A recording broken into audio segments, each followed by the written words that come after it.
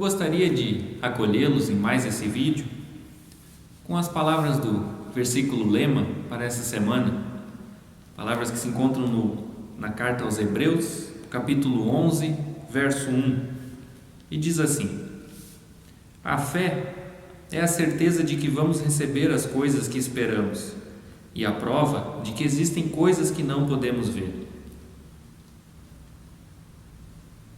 Esse verso resume algo que cresce no nosso coração quando nós nos empenhamos em estudar a palavra de Deus.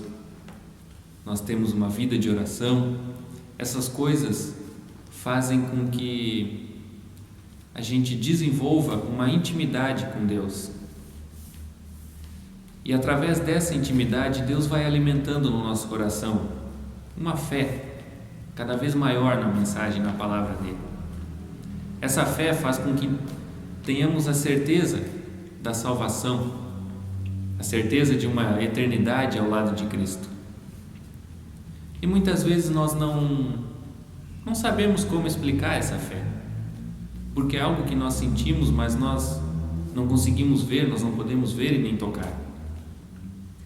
E esse verso resume bastante isso, quando diz que a certeza das coisas que esperamos é a prova de que vamos receber essas coisas, que nós como cristãos temos a certeza da nossa salvação quando nos empenhamos em seguir os caminhos de Cristo, e também é a prova de que existem coisas que nós não podemos ver, que é a própria fé, fé que é alimentada por Deus no nosso coração. Nós não podemos ver, mas nós podemos sentir. Peça que Deus esteja alimentando essa fé cada vez mais no seu coração.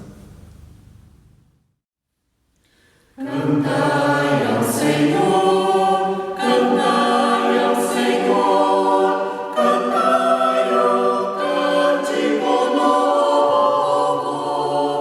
Cantai ao Senhor, cantai ao Senhor, toda a terra cantai ao Senhor. Cantai ao Senhor, cantai ao Senhor, cantai o cântico novo. Cantai ao Senhor, cantai ao Senhor, toda a terra cantai ao Senhor.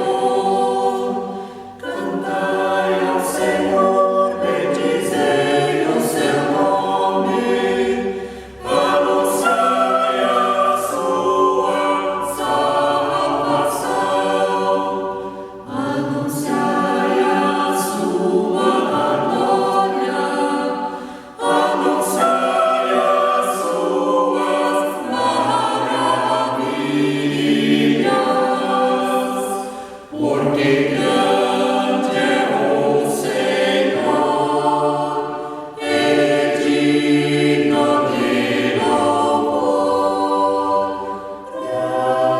Grande, grande, grande é o Senhor.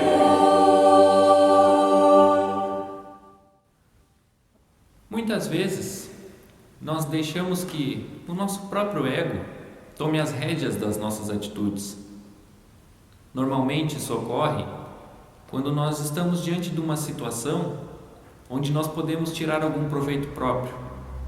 Então nós tomamos essa atitude errada, que consiste basicamente em passar por cima de alguma outra pessoa para que a gente obtenha o sucesso. Outras vezes, isso também ocorre em situações difíceis.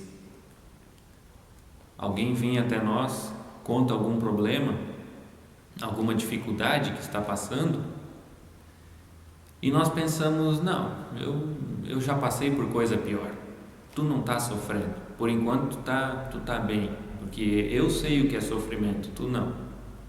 E nisso nós começamos numa competição de quem que sofre mais, quem sabe mais o que é dor, o que é um sofrimento verdadeiro.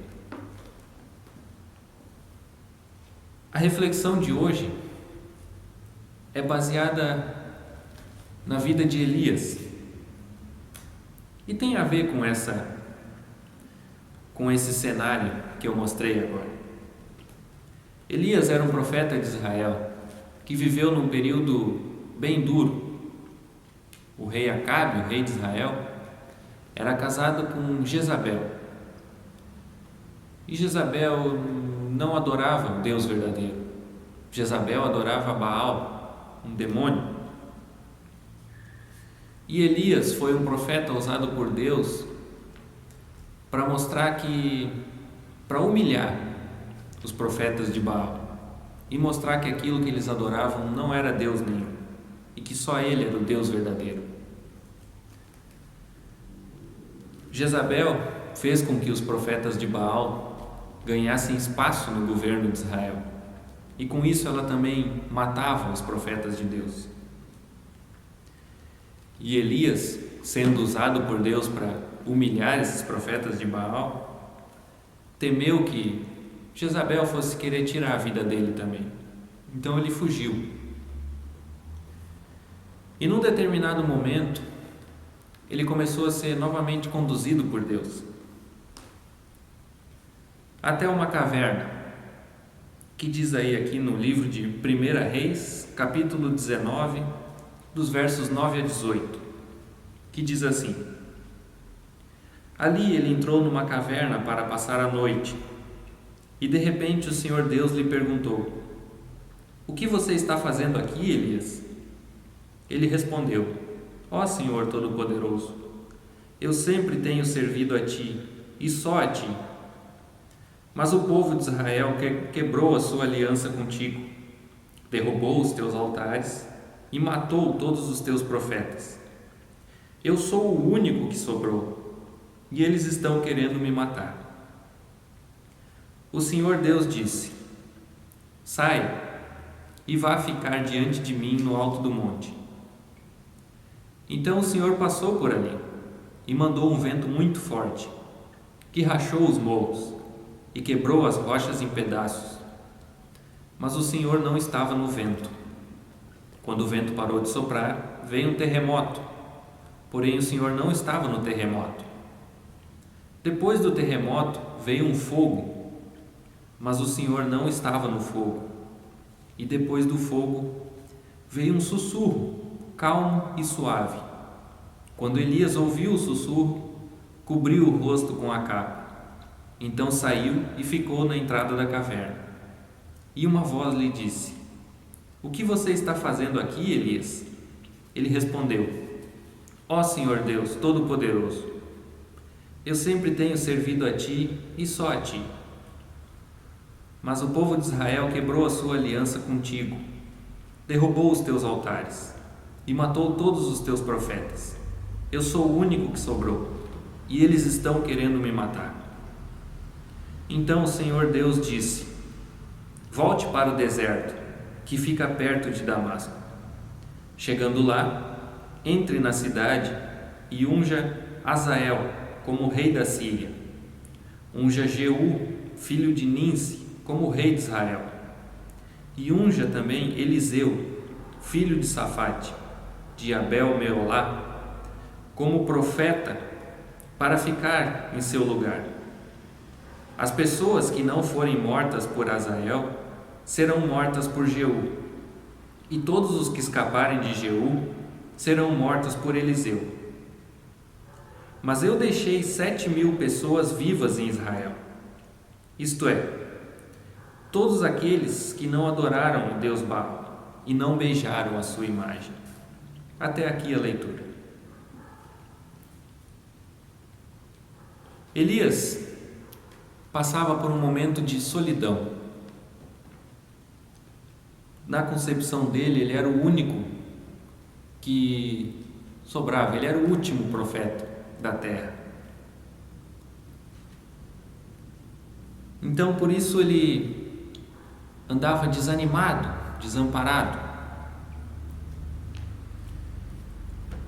Então Deus vem até Elias e fala com ele e pergunta o que está acontecendo. Primeiro fala, de certa forma, meio que à distância, e Elias fala: Poxa Deus, pessoal não está seguindo mais a tua palavra, eles mataram todos os profetas que tinham, e agora eu sou o único que sobrou aqui, estou fugindo porque eles vão querer me matar também. E é interessante porque, sabendo que essa primeira vez foi de certa forma a uma certa distância que Deus falou com Elias, é como se Deus dissesse: não, para um pouquinho, né, eu vou até aí para a gente conversar melhor então. E aí começa a acontecer todas aquelas coisas que nós vemos em relatos como sendo representações da presença de Deus: relâmpagos, trovões, fogo, coisas que se evidenciavam quando Deus estava em algum local, como nós vemos principalmente no relato do povo de Israel diante do Monte Sinai. Mas de repente, em tudo isso, aquilo que se sabia que se evidenciava quando a presença de Deus estava ali, em nada disso Deus se manifestava. E aí, quando tudo se acalma, quando não acontece mais nada, tem simplesmente uma brisa calma e suave, ali Deus estava, junto com Elias. Elias percebe então e ele cobre o rosto, porque ele sabe que ele não merece, como pecador, não merece estar na presença de Deus. E aí Deus pergunta, como um pai pergunta para o filho, assim, quando vê que o filho está meio mal, chega pertinho dele então e pergunta: o que está acontecendo? Deus perguntou para Elias mais uma vez então: Elias, o que está acontecendo? E Elias mais uma vez respondeu para Deus a mesma resposta, que o povo de Israel havia se desviado dos caminhos de Deus, havia matado todos os profetas, e agora então provavelmente iam tentar matar ele também, porque ele era o último dos profetas, o último ainda vivo. E Deus então fala para Elias, porque Elias até então estava fugindo, se escondendo, zelando pela própria vida. Deus fala para Elias então: não, Elias, fica calmo, que eu tenho um plano bom, vai acontecer. E tu então, agora tu vai voltar de onde é que tu fugiu, e tu vai ungir um pessoalzinho aí, umas pessoas que eu tenho separado. Tu vai ungir cada um como rei, tu vai inclusive ungir o teu próximo sucessor, que vai ficar como profeta de Israel depois de ti. E Deus vai ali falando com Elias como alguém que desse uma certeza de uma segurança, uma certeza como se estivesse dizendo para Elias: Elias, tu vai fazer o que eu estou te pedindo e tu não precisa temer nada, porque eu vou estar junto contigo.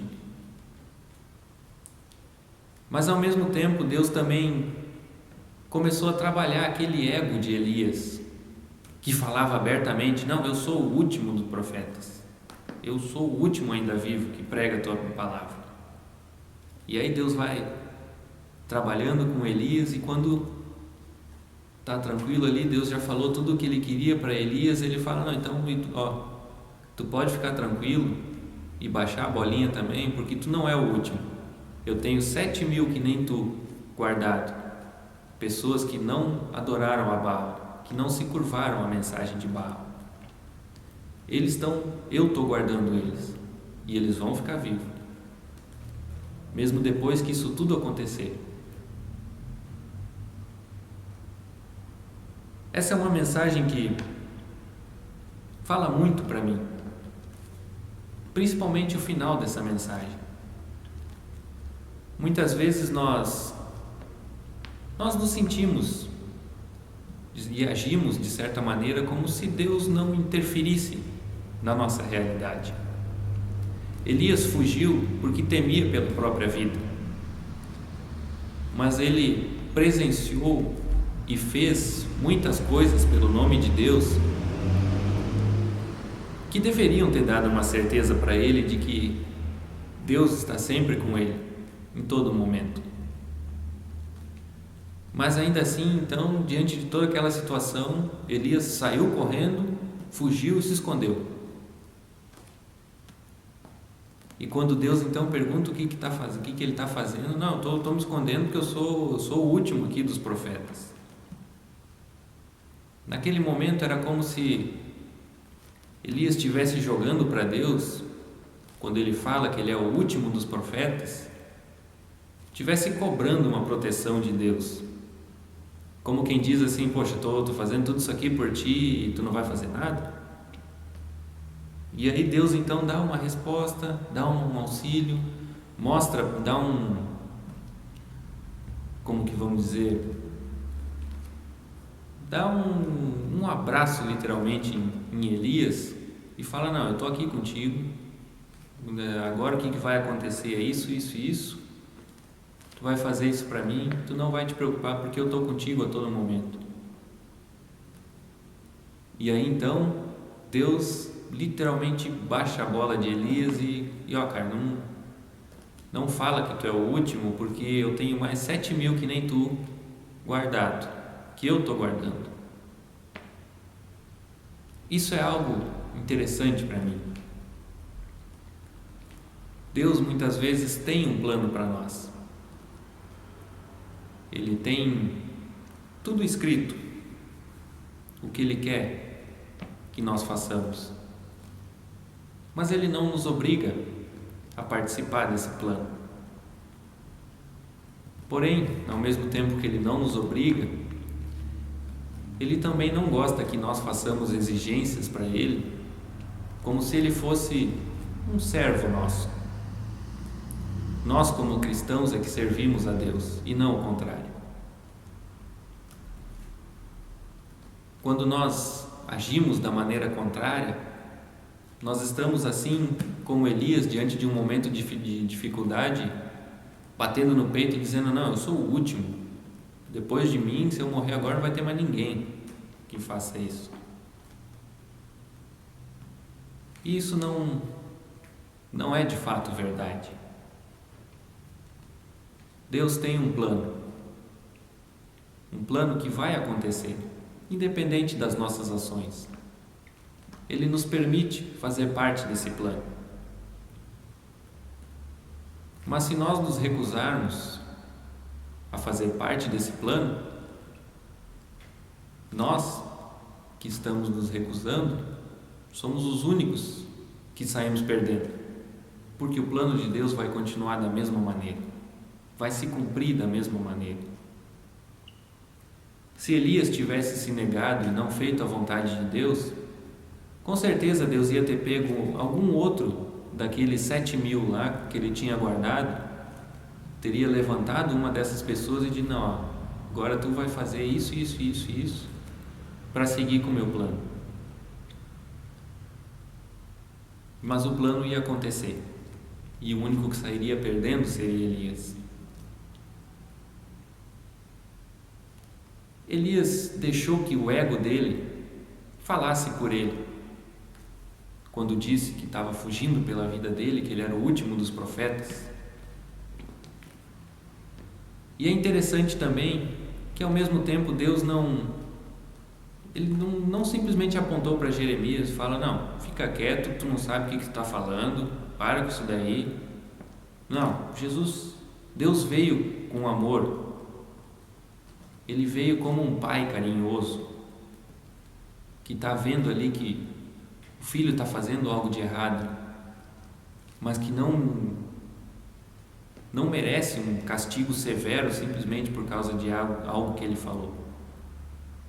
Merece sim uma lição, a qual Deus ensinou para Elias. Mas não precisa muitas vezes ser algo severo. Essa atitude que Deus teve com Elias, muitas vezes nós não temos no nosso dia a dia. Naquele cenário que eu disse no início, que muitas vezes nós acabamos numa competição para ver quem entende mais sobre o sofrimento, nós com isso agimos errado, quando nós deveríamos ter uma atitude como a que Deus teve com Elias, de chegar, se alguém fala contigo pelo telefone, dizer, não, só um pouquinho que eu vou ir até aí para a gente conversar melhor. E aí vai lá, escuta tudo que a pessoa tem para falar, para depois então, com amor, poder falar para ela a experiência que você tem a respeito daquele momento de sofrimento, como que você passou por isso, como que você superou isso e como também Deus pode ajudar nesse auxílio. Essa é a atitude correta que nós deveríamos ter, mas que muitas vezes nós não temos porque nós deixamos o nosso próprio ego tomar conta das nossas atitudes. E quando o nosso ego toma conta das nossas atitudes, nós sempre colocamos o nosso próprio nome acima do nome de Deus. E consequentemente nós acabamos também indo contra o plano de Deus, agindo contra o plano de Deus. Peça que Deus te ajude a não deixar que o seu ego tome conta das suas atitudes, que ele fale mais alto do que a sua fé em Deus. Como foi dito no início, a fé também é um dom de Deus. E Deus quer alimentar o seu coração com essa fé. Esteja à disposição dele, que ele cuidará de todo o resto. Amém.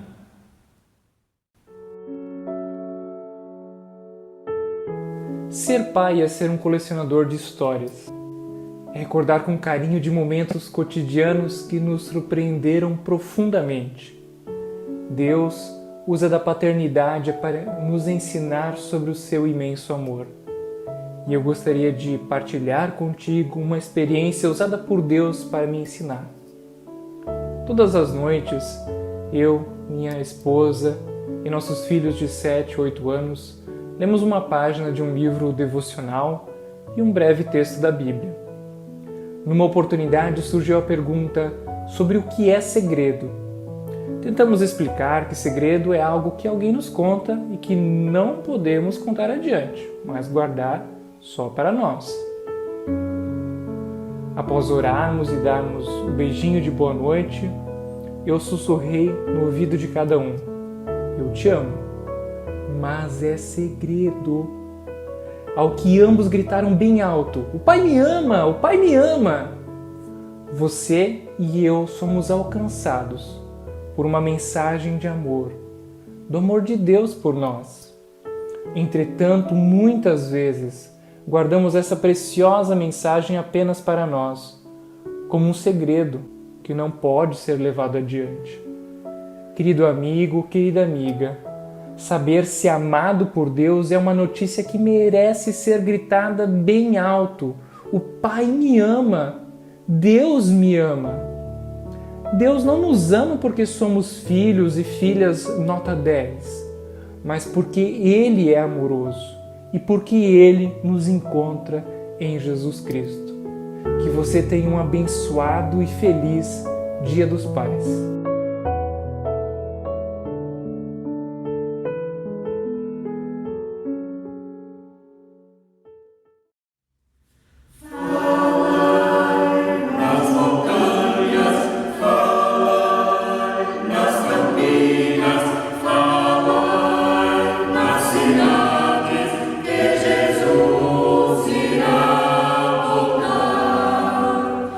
Justiça eterna.